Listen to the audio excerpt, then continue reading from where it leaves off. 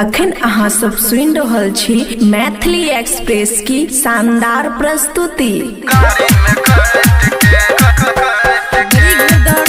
खुशी recording studio बलुआहा।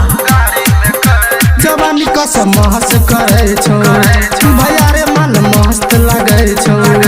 जवानी कसम महस करे छौ भैया रे मन मस्त लगे छौ।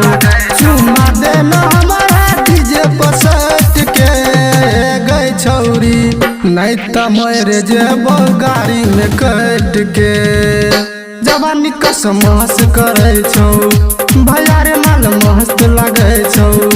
जवानी कसम महस करे छौ भैया रे मन मस्त लगे छौ।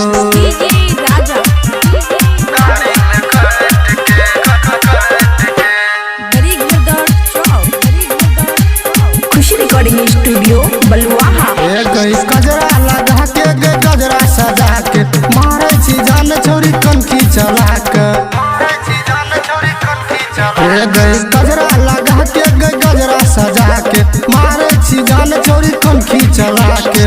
जान लबी किए गए जान हंस के गई छौरी नहीं त मेरे जेबो गाड़ी में कट के।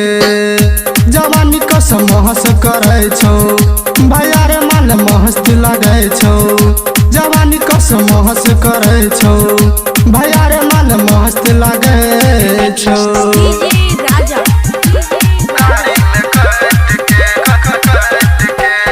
मिक्स बाय ताज तन्हा।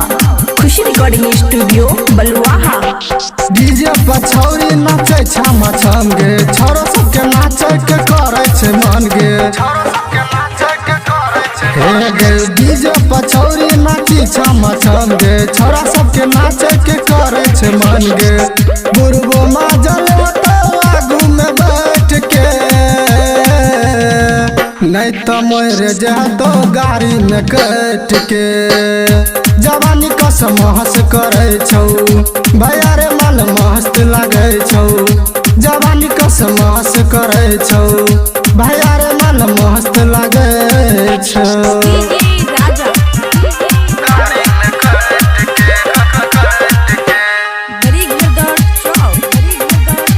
खुशी रिकॉर्डिंग स्टूडियो बलुआहा।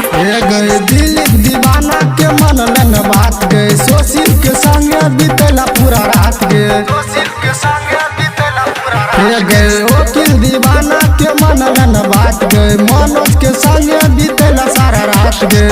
गायक अनिल कहो साथ ना गए गए छौरी नहीं त मेरे जेबो गाड़ी में कट के।